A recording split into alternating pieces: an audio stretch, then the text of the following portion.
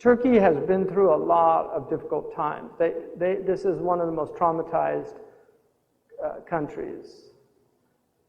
In 1924, I mean, imagine if today Obama or Theresa May or Holland and France announced that, given the fact that the Chinese are rising in power, we've decided now to transliterate all of our language into Chinese ideograms in order to facilitate our people learning Chinese. And then overnight, you had a nation of, maybe in America, I'm being very generous, 90% literacy, and suddenly they're 100% illiteracy overnight. It's amazing. That's a trauma. That's trauma. Imagine people that wore traditional hats, and then those hats were made illegal. Turbans were made illegal, and they had to wear rimmed hats, which some of the ulama considered kufr at the time, that if you adopted a rim hat, that you weren't a Muslim. There's actually fatwas, which is extreme, but nonetheless, the point was they were really trying to prevent imitation of non-Muslim cultures. And then I was reading the Herald Tribune many years ago, and they have this thing 50 years ago, 100 years ago, and in one of those it said 17 Naqshbandi sheikhs were hung in Turkey today.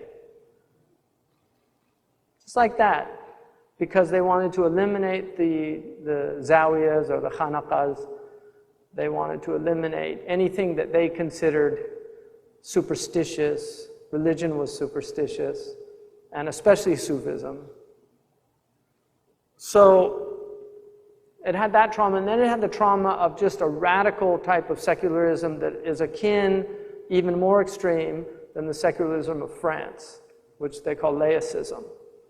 Which the secularism, for those of us that are from the US or from Canada or England, we have a secularism that acknowledges a place for religion, although it's increasingly marginalizing religion and becoming more laicist in its attitudes towards religion. Nonetheless, you can still be a religious person in a public office and display your religiosity, and even say that your religiosity informs your decisions. So I'm pro-life because I'm a Catholic. A politician can say that, and it would be perfectly acceptable. Whereas in France, that is not the case. And in Turkey, that was the case until very recently. So this idea somehow that Islamists have taken over Turkey is ridiculous.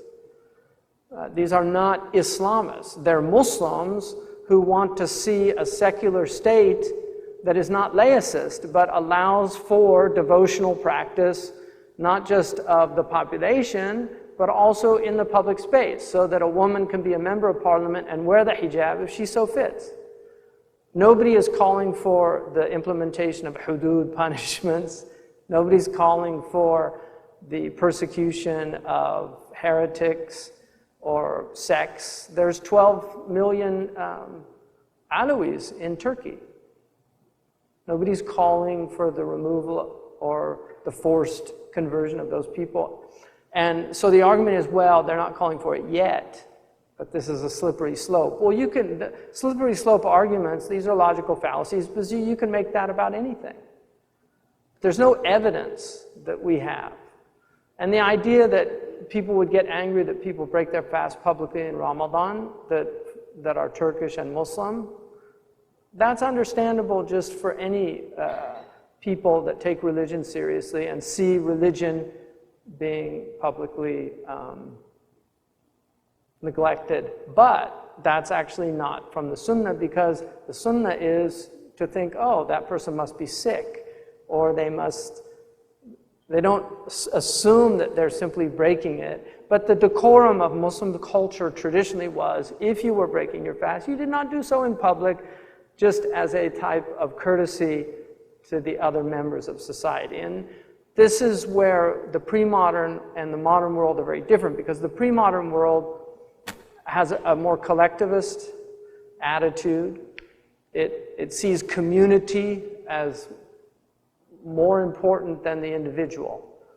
Modern society has reversed that. The individual is paramount, and the community has to suffer the appetites and the the personal tastes of the individual, so that if you come to Turkey, you can wear shorts, even though traditionally that would have been seen as a complete breach of social decorum. But today, that's an individual's right to do what they want, and you have no right to tell me otherwise.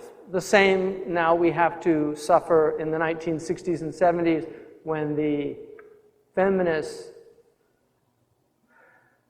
started arguing that women were being objectified and that it wasn't right that they should be objectified.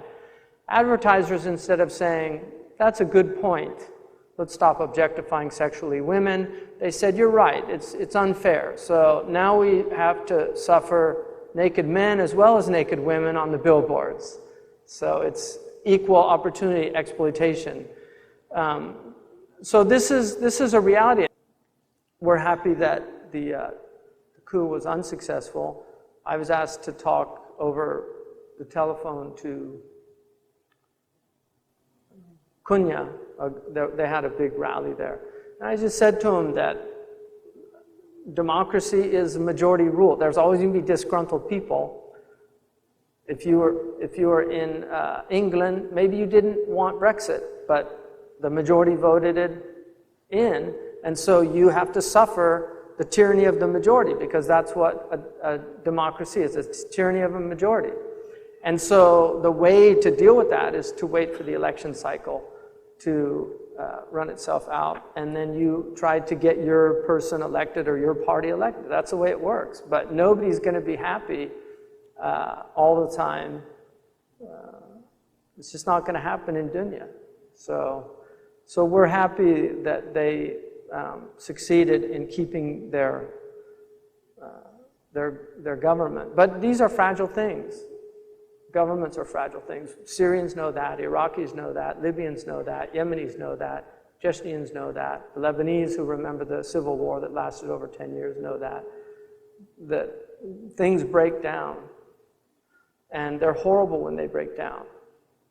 And so you wouldn't wish on your worst enemy a collapse of a government, because it's really a horrible thing. And military governments, military dictatorships are horrible. The definition of hurriya in Islamic law is freedom of movement. That's literally the definition of hurriya. That as long as a government provides the ability for you to freely move in a society, it's considered a free society. That when it curtails your movements, either through curfews, house arrest, or limiting places that you can go to, it's no longer a free society. So freedom of movement is a great gift, just to be able to go where you want to, when you want to, and not be told you have to stay here or stay there. And historically, immigration was a human right. Like the Quran clearly makes immigration a human right. National boundaries are a modern invention. Historically, people were moved around, and the world is filled with migrations. And nobody has a right to claim really any country as their own. The Hijaz is filled with people from all over the Muslim world. Why? Why are there so many Indians in Mecca now? There's all these Central Asians, and they're citizens of the country now, but where did they come from? They came from Hajj, and they stayed, because that was a human right. Before 1914 in the United States of America, anybody that showed up in the United States got in. You didn't have to have a passport, travel documents. You just got on a boat. If you had enough cash, they did refuse some people entry that had